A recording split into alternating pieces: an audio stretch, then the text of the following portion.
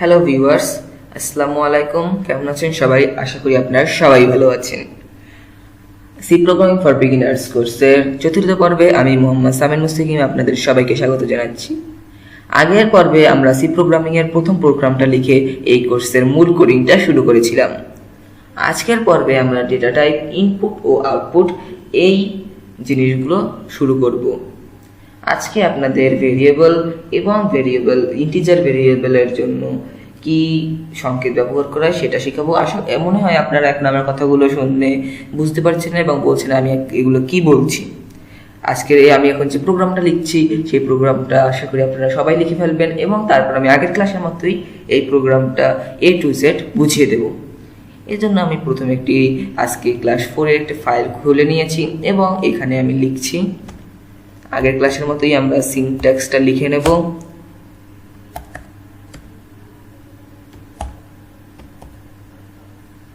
include studio.h, তারপর লিখছি integer main,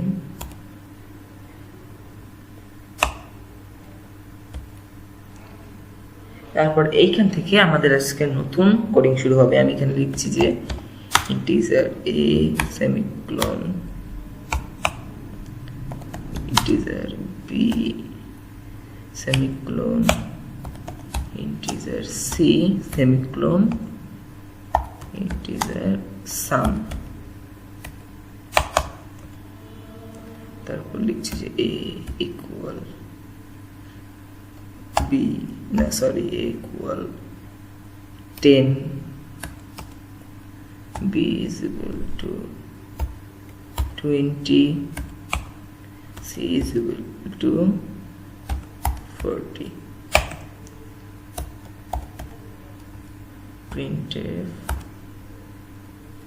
printf এর মধ্যে লিখছি যে sum is %t, sum। আর আগের দিন যেটা দেখিয়েছিলাম রিটার্ন 0, এটা যে কোনো প্রোগ্রামের ক্ষেত্রেই আমরা সি প্রোগ্রামিং নিয়ে লিখব, না হলে কিন্তু আমাদের এই প্রোগ্রামটা ঠিকমতো রান করবে না। আমরা আগের দিনের মতো এইটা বিল্ডে গিয়ে কম্পাইল করি। এই দেখুন কম্পাইলে কি আসছে, আমরা একটা অপেক্ষা করি কম্পাইলটা হওয়ার জন্য। এই কম্পাইলে 0 ওয়ার্নিং এসেছে। এখন আমরা এটা রান করি। এই দেখুন লেখা এসেছে যে সাম ইজ এই সংখ্যাটা। এখন আপনারা কি বুঝতে পেরেছেন যে এটা কি? এটা হচ্ছে সামে ওরা একটা মান ধরে দিয়েছে, সাম ইজ এত। এখানে এইটা সমস্যার কারণ আমরা এখানে সামের জন্য কোনো কিছু ঠিক করে দেইনি। এর জন্য দিয়েছে, বির জন্য দিয়েছে, কিন্তু সামের জন্য কি? সাম তো একা হয়ে গেল। আমরা এখন সামের জন্য একটা ঠিক করে দিচ্ছি যে a plus b plus c, control S. এখন দেখুন এই 10, 20, 40, 20 আর 30 মানে 20 আর 10 30 মানে 70 হওয়ার উচিত এটার উত্তরটা। এখন আমরা কম্পাইল করে আবার রান করছি। দেখুন একবার কি আসে, সামির 70। কি সুন্দর জিনিসটা। আশা করি আপনারা এই সামির 70 এসেছে কেন বুঝতে পেরেছেন, ওইটার যোগ দেখিয়েছে। এখন চলুন আমরা এটা দেখিয়ে দেব যে এটা কেন এসেছে।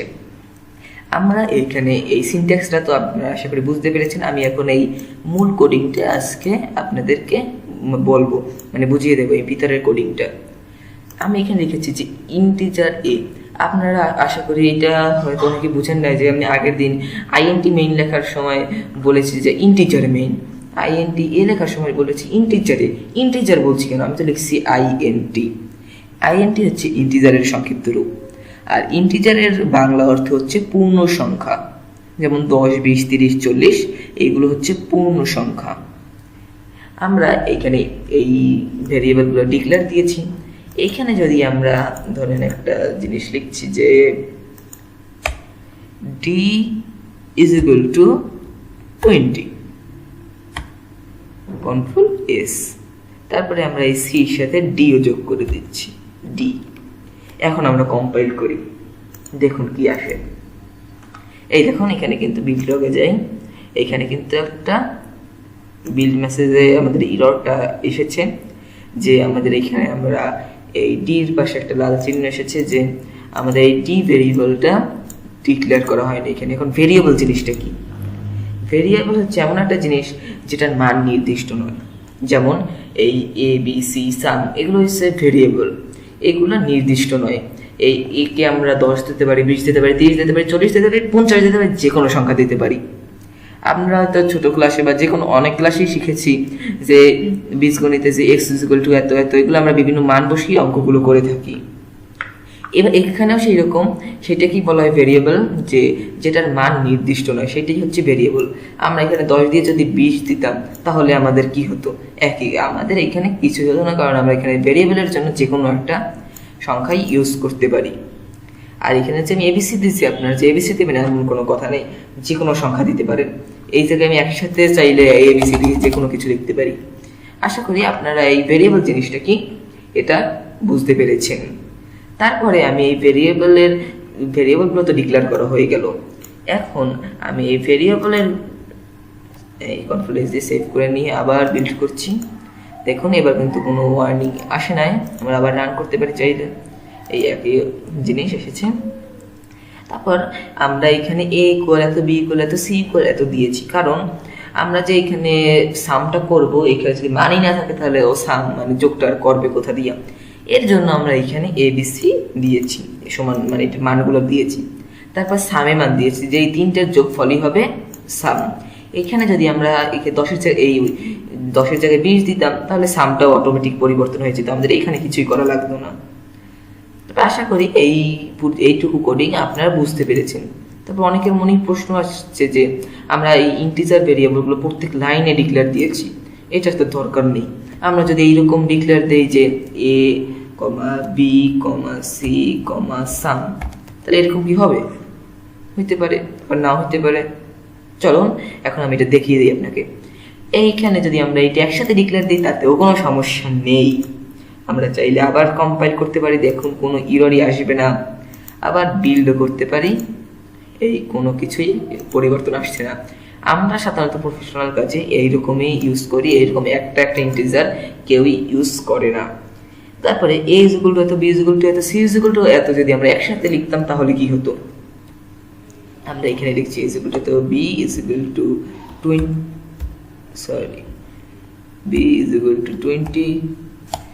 c is equal to 40। এইরকম লিখে যদি আমরা বিল্ডে গিয়ে কম্পাইল করি এবং কম্পাইলের পর যদি রান করি, এই দেখুন একই জিনিস আসছে। তাই আমি বলতে পারি যে ইন্টিজারে এইগুলো নিচে না লিখে যদি আমরা পাশাপাশি লিখি, বা এই মানগুলোও যদি আমরা নিচে না লিখে পাশাপাশি লিখি, একই কথা। আমরা যে সামটা আলাদা লাগবো এমন কথাও নেই, আমরা চাইলে এইখানেও সামটা লিখে দিতে পারি। সাম ইজ ইকুয়াল টু ধরেন এ প্লাস বি প্লাস সি, একই কথা হয়। কারণ আমরা এখানে ভালোভাবে বোঝার জন্য এটা আলাদাভাবে করি, এটাই আপনারা করবেন, তাহলে এইটা আলাদাভাবে ভালোভাবে বোঝা যাবে। এখানে শুধু মানগুলো একসাথে দিলে ভালো হয়, কিন্তু একসাথে দিলেও কোনো সমস্যা নেই।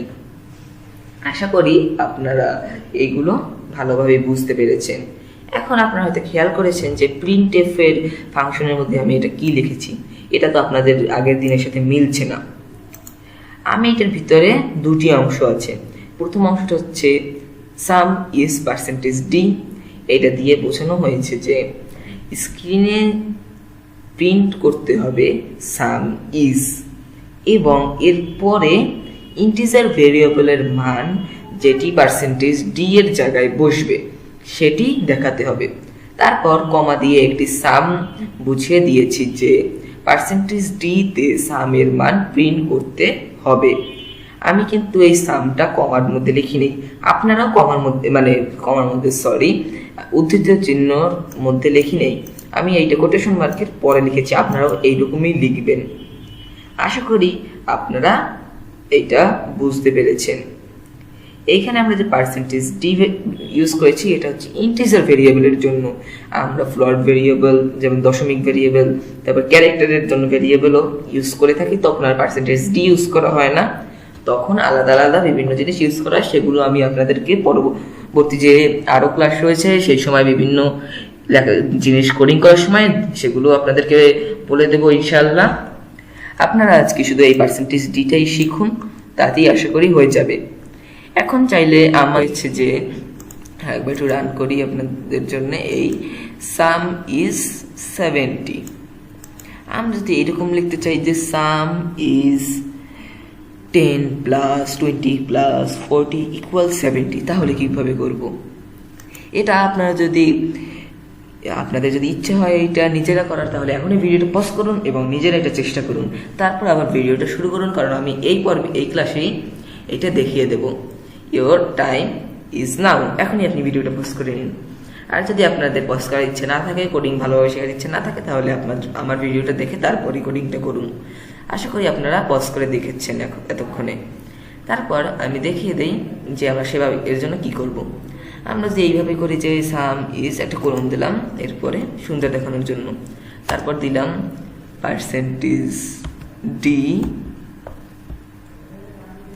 Plus percentage D equal percentage D. তারপরে যদি আমরা এখানে রান করি, দেখুন কম্পাইল কারেন্ট ফাইল, কোনো ইরর নাই ঠিকই। আমরা রান করলে দেখুন কি লেখা এসছে, 70 প্লাস এত, মানে এলোমেলো একটা লেখা এসেছে। কারণ কি, আমরা এখানে তো শুধু সামনে লিখেছি সাম, এটা দিয়ে ওরা কি বুঝবে? তাই আমরা এখানে এই যে আমাদের তো এবিসি 3টে যোগ করেছি, তাই আমরা এখানে 3টে যোগ করব। পার্সেন্টেজ ডি, এই 3টে যোগ হয়ে গেছে। এখন আমরা এইখানে যদি লিখে দেই যে এই প্রথম যে পার্সেন্টেজ ডিটা দিয়েছে এইখানে বসবে এ, তারপরে যে তারপরের যে পার্সেন্টেজ ডি দিয়েছে সেখানে বসবে বি, আর তারপরের পার্সেন্টেজ ডিতে বসবে সি, এবং তারপরে পার্সেন্টেজ ডিতে বসবে সাম। এখন আমরা কন্ট্রোল এস দিয়ে সেভ করি, কম্পাইল করি, রান করি। এখন দেখুন কি এসেছে, সাম ইজ 10 প্লাস 20 প্লাস 40 ইকুয়াল 70। আশা করি আপনারা কিভাবে এইরকম ভাবে দেখাবেন সেটাও বুঝতে পেরেছেন। আপনারা চাইলে যোগের জায়গায় গুণ, তারপরে বিয়োগ, ভাগ যে কোনো একটা দিতে পারেন। এই দেখুন বিয়োগ চিহ্ন এইটা, তারপরে আমরা যে ভাগ ইউজ করি, আমরা সেই ভাগের জন্য এই চিহ্নটা ইউজ করতে পারি, যেটাকে আমরা সাধারণত স্ল্যাশ বলে থাকি, স্ল্যাশ। আর যদি আমরা গুণ করার জন্য করি, আমাদের গুণ চিহ্নটা বেশিরভাগ টাইমই পাওয়া যায় না, আমরা একটা স্টার চিহ্নের মতো দেখি কিবোর্ডে, সাধারণত শিফট 8 ক্লিক করলে এইটা আসে। আমরা যদি এইটা দিই, এইটা হবে গুণ চিহ্ন। আমরা গুণ চিহ্ন তো এমনি তো পাই না, আমরা এই স্টার চিহ্নটা কি প্রোগ্রামে গুণ হিসাবে ধরা হয়। আশা করি আপনারা বুঝতে পেরেছেন। আমি তাও এখানে আরেকবার লিখে দিচ্ছি যে এইটা প্লাস, এইটা মাইনাস, এইটা গুণ, আর এইটা ভাগ, এটা ভাগ। আশা করি আপনারা বুঝতে পেরেছেন। আমি একটু এখানে দেখিয়ে দেই, সামটুকু রেখে আমি এগুলো একটু সরিয়ে দিচ্ছি, একটু কমতো থাকবে এখানে। তারপরে আমি এখানে পার্সেন্টেজ ডি একটা রেখে বাকিগুলো সরিয়ে দিচ্ছি। এখন সামের জায়গায় আমি রাখছি A slash B, control S, তাতে হবে 10 ভাগ 20। এখন দেখি আমরা এখানে কি উত্তর আসছে। আমরা রান করি, রানে এসেছে 0। কেন 0 আসলো কেন? এখন যদি আমি দেখুন বি স্ল্যাশ এ দেই, তাহলে কি আসে দেখি তো একটু। কম্পাইলে যাই, রানে দেই, এখন এসেছে 2, মানে এখানে ভাগটাই বুঝিয়ে এসছে। আপনারা আশা করি বুঝতে পেরেছেন। আমি আবার এ ইন্টু বি দিলাম, তাহলে এখানে আসা উচিত কত? 200। এখন আমি দেখি ফাইলটা রান করলে কি আসে, 200। আশা করি আপনারা বুঝতে পেরেছেন। এখন আমি বিয়োগ করেও দেখাই, সবগুলোই যখন দেখালাম বিয়োগটা বাদ থাকবে কেন? মনে হয় একটু পর্বটা বড় হচ্ছে, তাও একটু কষ্ট করে দেখেন, আপনারই লাভ হবে এতে।